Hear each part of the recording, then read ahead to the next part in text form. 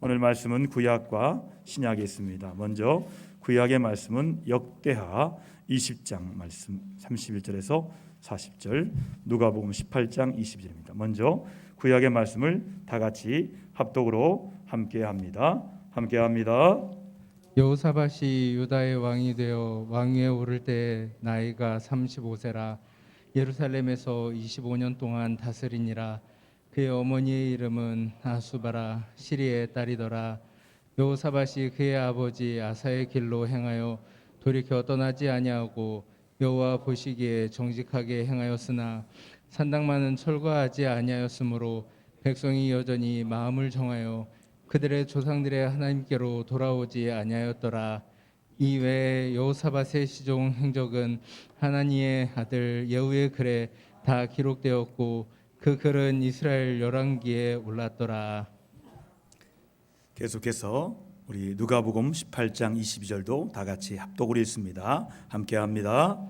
예수께서 이 말을 들으시고 이르시되 내게 아직도 한 가지 부족한 것이 있으니 내게 있는 것을 다 팔아 가난한 자들에게 나눠주라. 그리하면 하늘에서 내게 보화가 있으리라.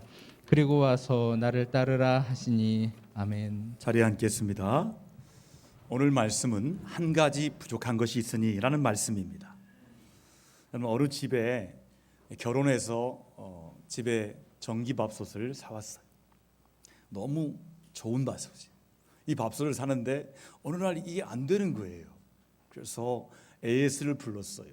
그랬더니 다 좋은데 하나 부품이 문제가 생겼다는 거예요. 그 부품을 갈라니까 품절이 됐기 때문에 부품이 없다는 거예요.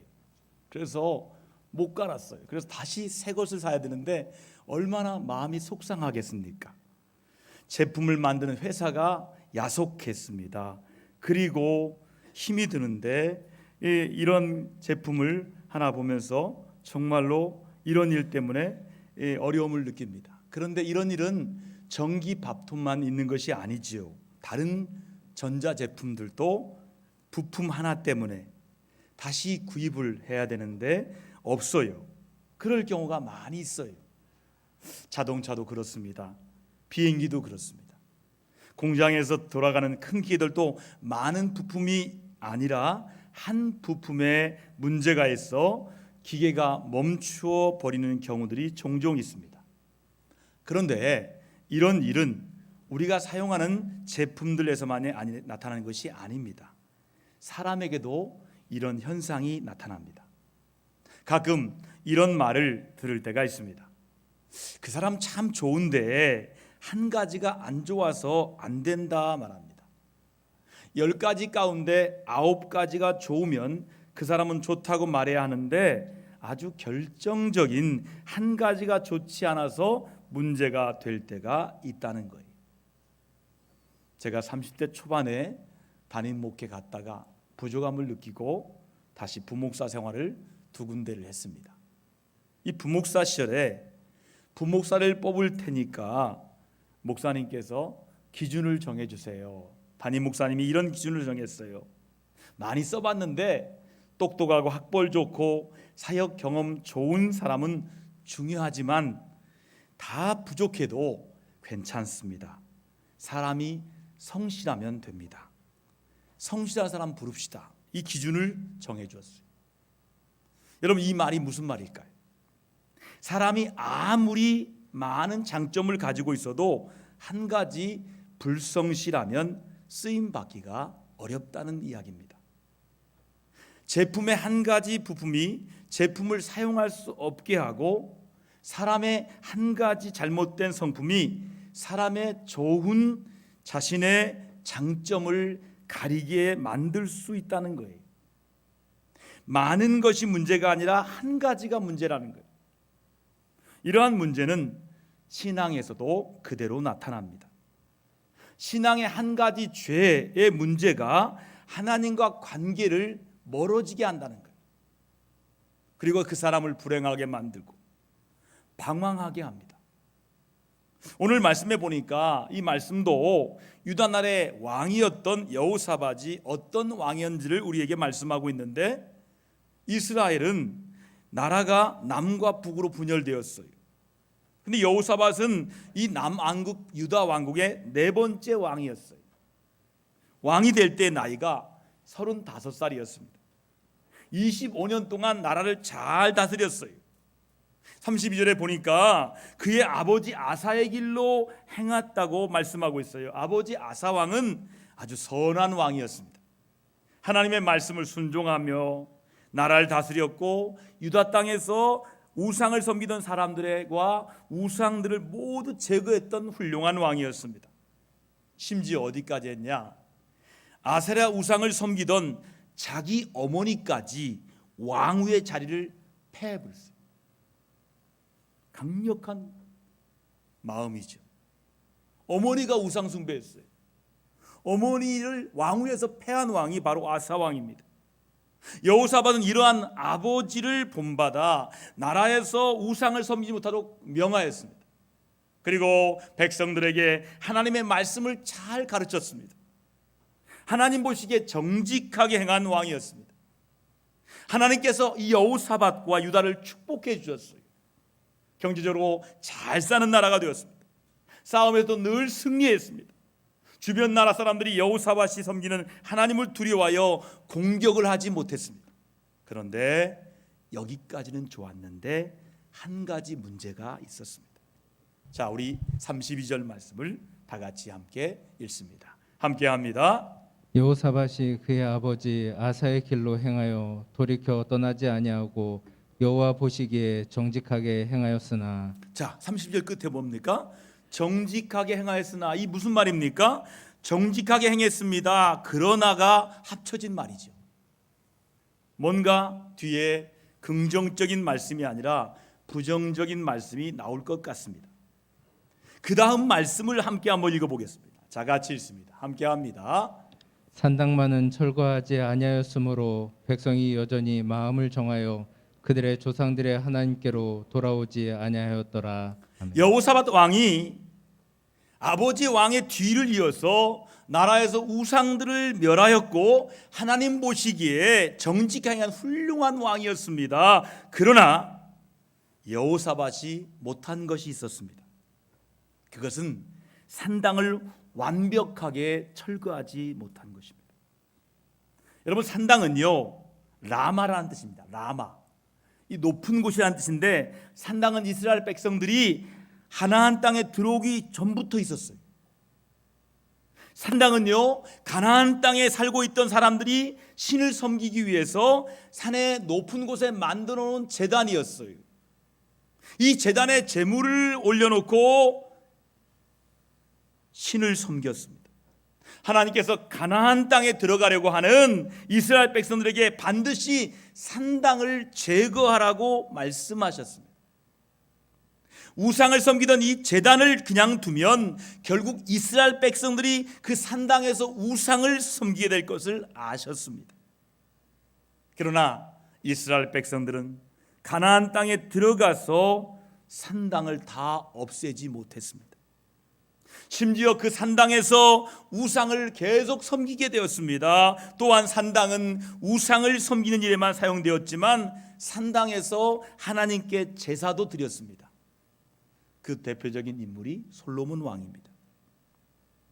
솔로몬 왕은 기본 산당에서 하나님께 1,000번제를 드렸습니다. 그러나 그 산당에서 하나님께 드린 제사는 온전한 제사가 아니었습니다. 그나마 왕이 믿음이 있을 때는 산당이 하나님께 제사를 드리는 곳으로 사용되었습니다. 그러나 악한 왕들이 있을 때는 그 산당이 다시 우상을 섬기는 곳이 되어버렸습니다. 그래서 하나님은 왕들을 세울 때마다 산당을 제거하라고 말씀하셨어요. 여호사밧 왕도 처음에 왕이 되고는 산당을 제거했습니다. 하지만 산당들을 다 없애버리는 것은 참으로 어려운 일이었습니다. 예루살렘과 중요한 곳에 있는 산당은 다 제거했지만 예루살렘에서 먼 곳에 있는 산당은 모두 제거하기는 어려움이 있었어요. 제거하면 또 세우는 거예요. 무너뜨리면 또 만드는 거예요. 결국 그 산당을 모두 제거하지 못했습니다. 그리고 산당을 제거하지 못한 문제들이 드러났어요. 자, 다시 한번 33절의 말씀을 조목조목 같이 천천히 읽습니다. 함께 합니다.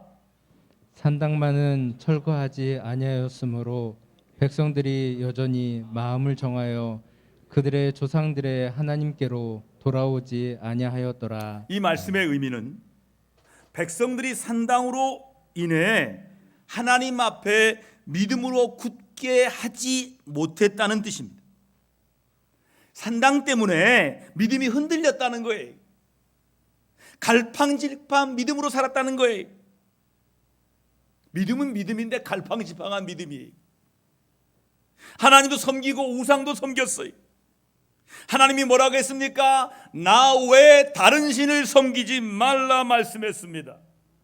하나님은 자기를 위하여 우상을 만들지 말라라고 말씀하셨습니다. 그런데 산당에서 백성들은 하늘과 별과 달과 해를 향해 제사를 열심히 지냈습니다. 나무로 우상을 만들어 놓은 산당에서 제사를 지냈습니다. 산당을 제거하지 못한 백성들에게 어떤 일이 일어났을까요? 역대하 28장의 말씀을 보면 산당에서 우상을에게 제사를 지낸 하나님께서 진노하셨어요. 여러분, 하나님이 진노하면 무섭습니다. 사람이 화내는 건 아무것도 아니에요. 하나님이 진노하셨어요. 주변 나라들에게 공격을 받게 했습니다. 백성들이 살해당하고 많은 재물들을 뺏어갔습니다. 빼앗겼어요. 삶의 터전이 망가졌습니다. 불행한 삶이 되었습니다.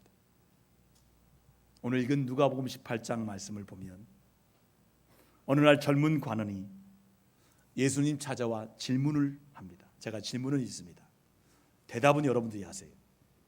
선한 선생님, 내가 무엇을 해야 영생을 얻을 수 있습니까? 예수님께서 이렇게 대답하셨습니다. 같이 하겠습니다.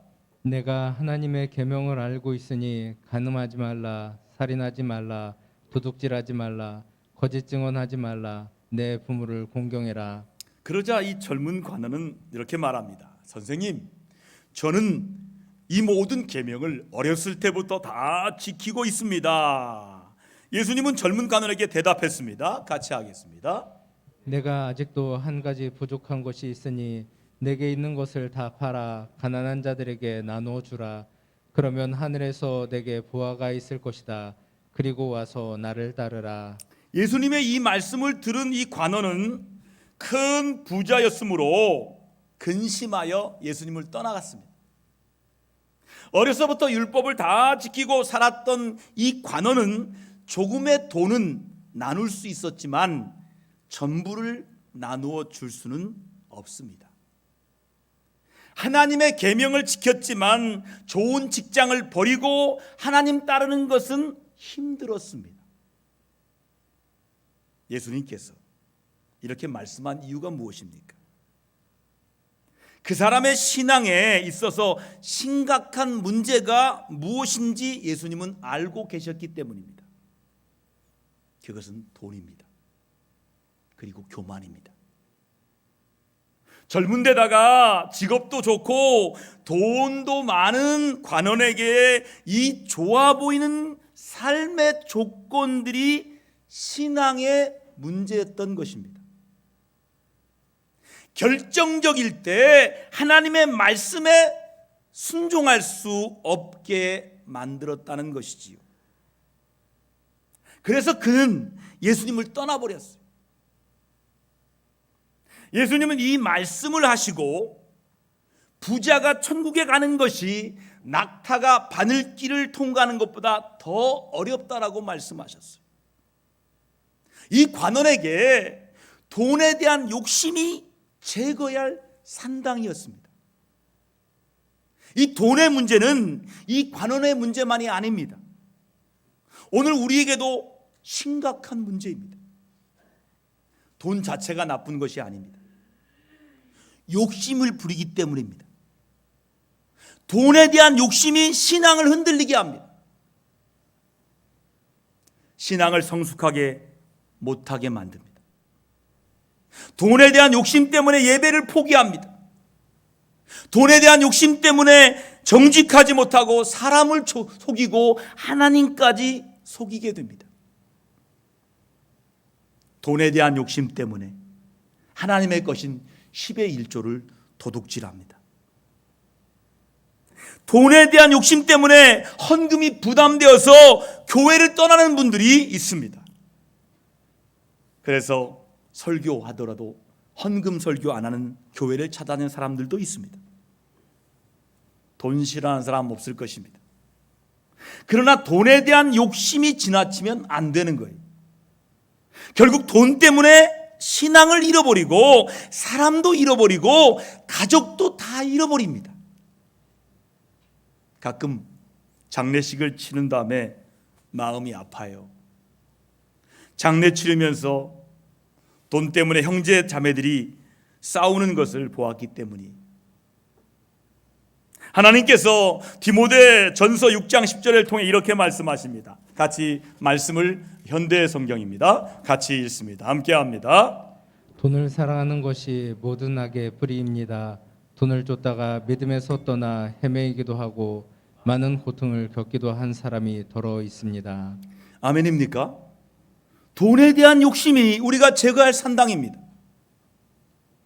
성경에 가장 완벽한 왕으로 평가받고 있는 다윗 왕에게도 한 가지 문제가 있었습니다.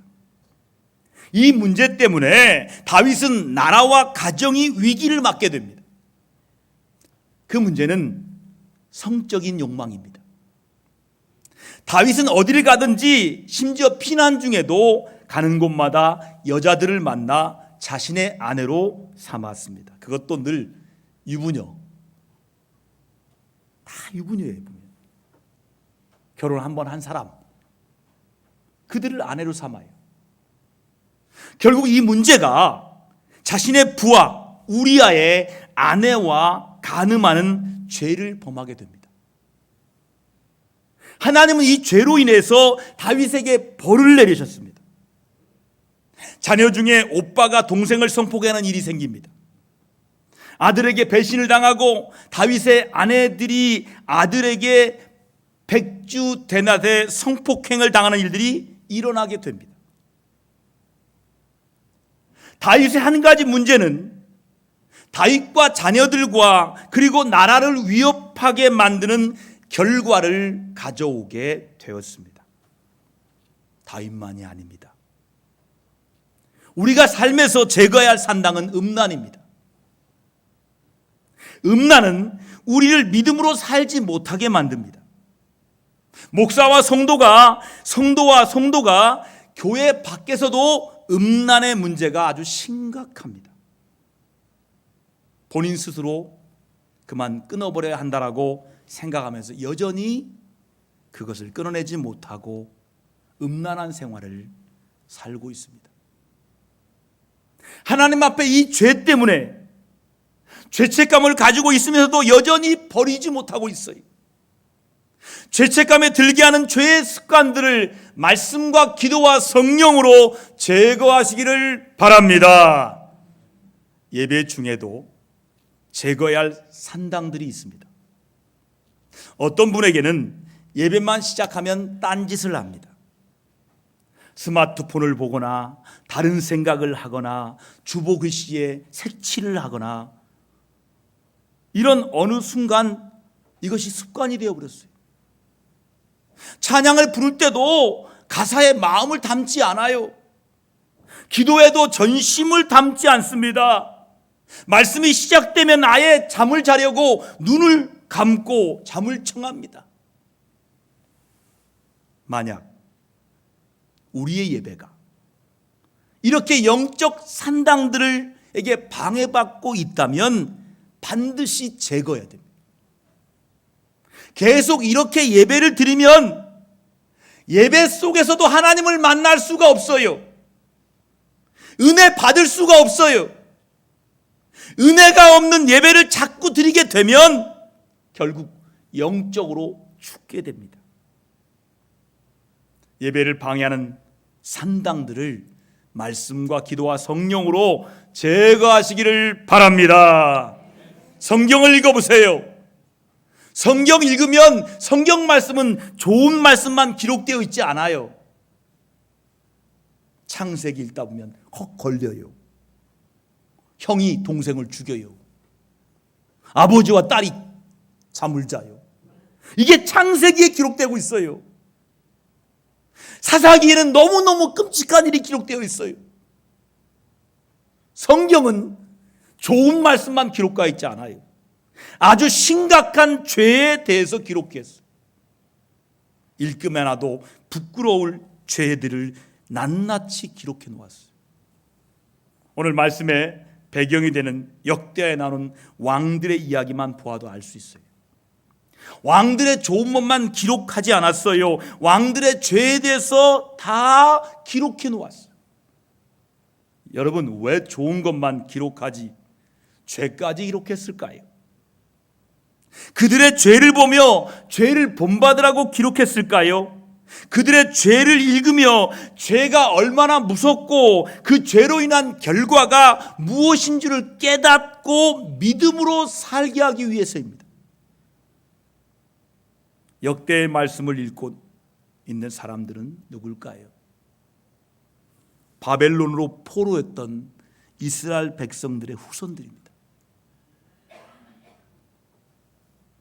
편할 때는 안 들렸어요.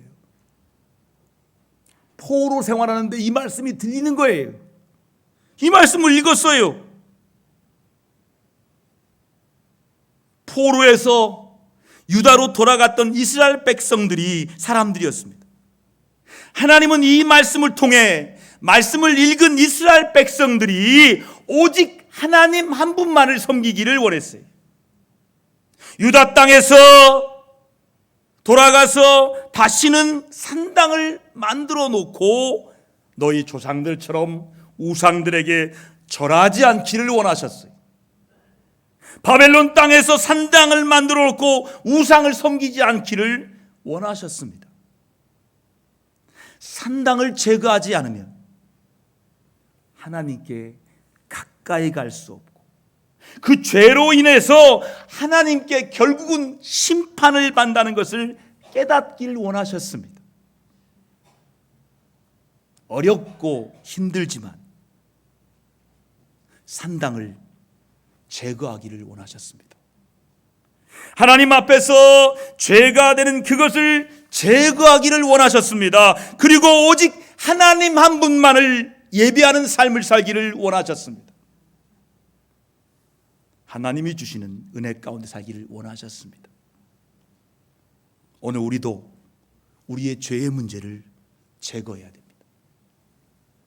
하나님 앞에 가까이 가지 못하게 하는 그 죄를 제거해야 됩니다. 힘들고 어려울 수 있습니다. 아픔이 있을 수 있습니다. 손해가 올 수도 있습니다. 그러나 반드시 하나님 앞에서 제거해야 됩니다. 만약 힘들어서 포기하고 제거하지 않으면 그 죄가 나에게 올무가 되어 나를 하나님 앞에 갈 수 없게 만들 수 있습니다. 그러나 힘들고 어려워도 손해가 있어도 이 죄를 제거하면 하나님께 우리의 삶의 복의 복을 하나님이 날마다 더하여 주십니다. 알메르감이라는 오해라는 희극이 있습니다. 그 체육의 내용은 이렇습니다. 어느 시골에 홀어머니가 두 남매와 함께 살고 있었어요. 홀어머니입니다. 그들은 너무 가난했습니다. 이에 아들은 돈을 벌기 위해 오겠다고 가출을 해버렸습니다. 어릴 때 가출했어요. 시골에서 남아있는 모녀는 아들을 다시 찾겠다는 그 일념으로 어떻게 해서든지 어떻게 하든지 돈을 벌기로 굳게 마음을 먹었습니다. 모녀는 작은 여인숙을 차렸습니다. 그리고 모녀는 장가지 꾀를 생각을 했습니다.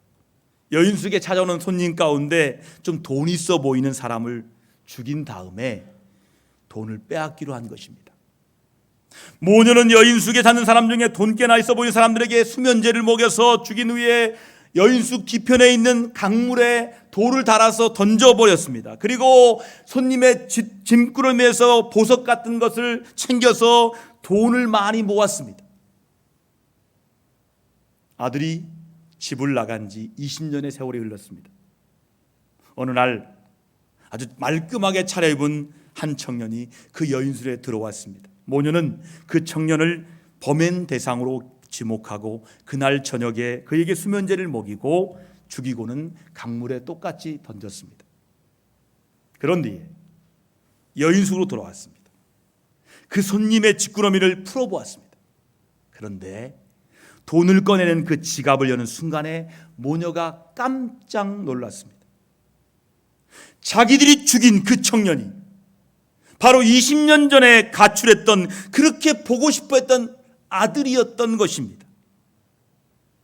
결국 모녀는 자신들의 어리석음을 한탄하면서 아들을 던져버린 그 강물에 투신해서 스스로 자살하고 말았습니다. 알베르트 까미는 이 작품을 마무리하면서 이렇게 기록하고 있습니다. 범죄는 아무리 행운이 따른다 해도 항상 불행할 뿐이다. 우리가 하나님을 버리고 부와 명예를 가졌다 해도 하나님을 버린 죄로 결국은 불행할 뿐입니다. 아무리 훌륭한 일을 많이 했다 하더라도 그것이 하나님의 법을 떠나 이룬 일이라면 불행할 수밖에 없다는 거예요. 우리는 부활의 주님을 믿습니다. 재림의 주님을 믿으십니다. 주님 재림할 날이 이제 가까이 다가오고 있습니다.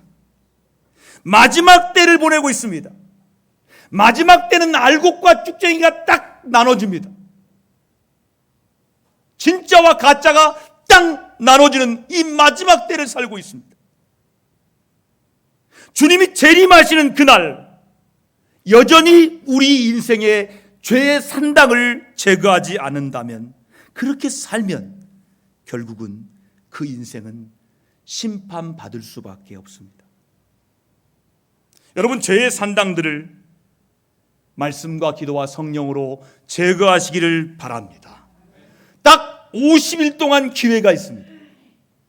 50일 기도학교를 통해서 철저히 나의 죄의 산당들을 말씀과 기도와 성령으로 제거하시기를 바랍니다. 사순절 두 번째 주간을 보내면서 십자가 앞에 서봅니다. 우리에게 전혀 도움이 되지 않고 오히려 우리의 인생을 힘들게 만드는 다만 한 가지 문제인 죄의 산당들을 성령과 말씀과 기도로 제거하기를 원합니다. 이젠 제거해야 됩니다. 이젠 끊어버려야 됩니다. 사랑하는 성도 여러분, 더 이상 썩어지면 그만인 것에 목매어 살지 말고 하나님과 동행하는 모든 성도들 다 되시기를 주님의 이름으로 축복합니다. 기도하겠습니다.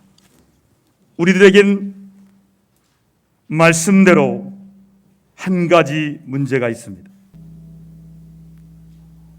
돈이라는 문제, 명예라는 문제, 음란이라는 문제, 거짓말의 문제, 자녀들의 문제, 이것을 제거하지 않으면, 이것을 말씀과 기도로 성령으로 제거하지 않으면 주님 오시는 그날에 백보자 심판에서 심판받고 지옥 갈 수 있습니다. 그것을 내버려두는 것이 사랑입니까? 그것을 왜 기도하기 원합니다.